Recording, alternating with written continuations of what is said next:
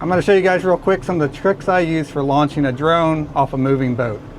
This is a DJI Air 2S, and what I've done is made myself a little modification. What this is a carbon fiber arrow, an 832 screw, and a small piece of starboard. And what I did was I just notched it out to go around the sensor that's on the bottom here. So the reason why I made this and why I like it is because it weighs about 3 ounces. It's lighter than anything on the market. It just goes in here like this, and you strap over the battery and create yourself a nice little handle. So you can pretty much go to any canvas shop and have them make this. It just got a loop that you pass the Velcro through, and then it buckles on itself. So it makes a really secure base. You can just grab it out of the air. You don't have to worry about getting your hands around the propellers because these really hurt despite them being plastic. It just makes things a lot easier and safer to use out here on the ocean.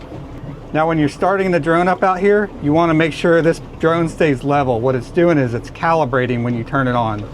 So always keep it flat like this. Allow it to fully boot up. Start up your controller. And these don't like to be launched off a moving boat, so if you can, slow down. But if you are moving, you just need to stop for a second to allow it to take off. The main thing is to keep it level, so when you take off, it doesn't take off on a hard angle, crash into the console or anything like that. So we're almost ready to fly. I'm just letting it acquire the last few satellites here.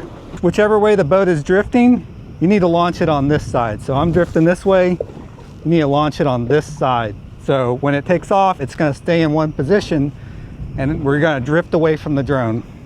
So one-handed here.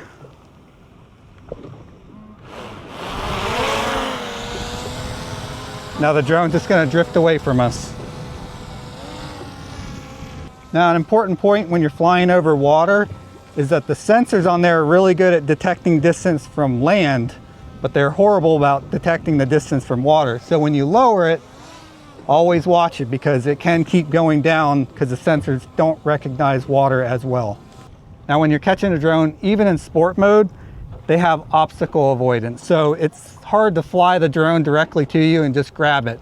What works better is if you position it about where you want to grab it off the water. Don't go too high, don't go too low, usually about eye level. And what I'll either do is I'll drive to the drone or I'll set up in front of it and drift towards it. So the obstacle avoidance is going to take effect because it's staying in one place. Now when you're catching a drone out here, also be wary of riggers, fishing rods, antennas, anything that's gonna trip up your drone as you're coming in.